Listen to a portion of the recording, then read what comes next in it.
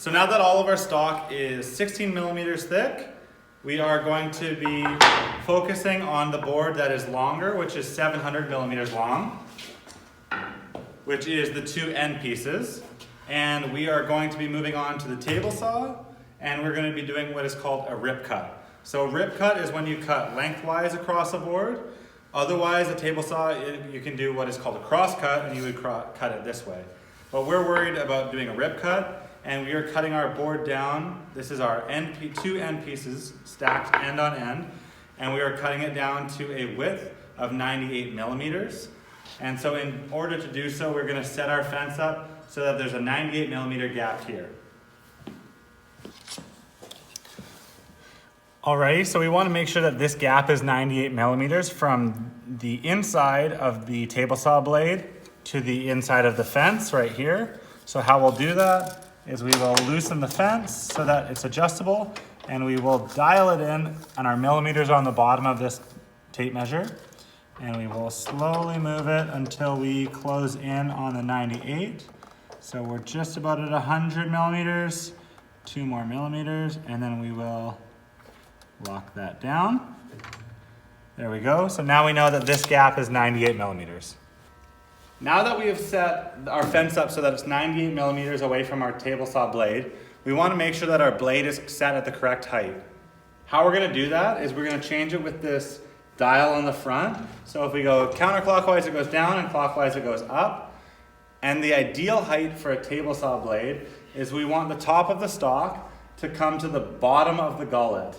So the gullet is the space in between the table saw teeth, which is those little gaps. So we want the bottom of the gap to be just the same height as our stock. So we want it about there, and we're gonna lock it in. And now we know that our table saw blade is set to the correct height. Alrighty, now that we have our width set between our fence and our blade to 98 millimeters, we have our blade height set to the correct height for our board. The third thing we need to worry about is installing what's called a featherboard. So a featherboard is a tool that's going to help us support our board against the fence, and it's also going to prevent any kickback. You can think of it kind of like a third hand. So there are dials here that say first and second, so that's the order of operations we're going to do. This plastic groove just fits in the T-slot here. And then there's a line drawn on the table saw that's going to show us where our feather board should be mounted. Slide it to that line. It should be just before the table saw blade. And we're going to tighten those dials down. Next, we're going to put our board against the fence with the reference edge against the fence.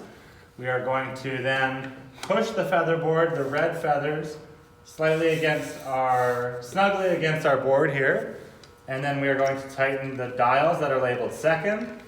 And now our board should be supported against the fence, and it should prevent the board from slipping backwards.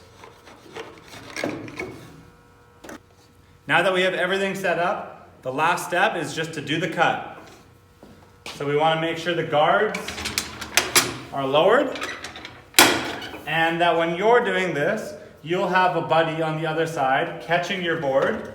And all their job is to make sure that the board doesn't fall on the ground. They shouldn't be pulling the board at all. So again, safety glasses, reference edge against the fence, and you should have a push stick at the ready. And here we go.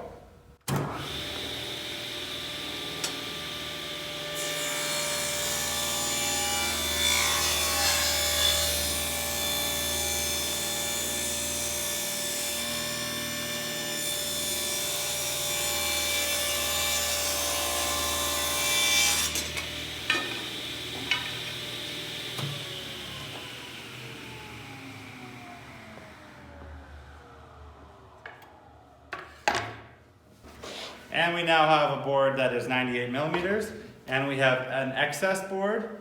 This is actually quite useful because we know it's 16 millimeters.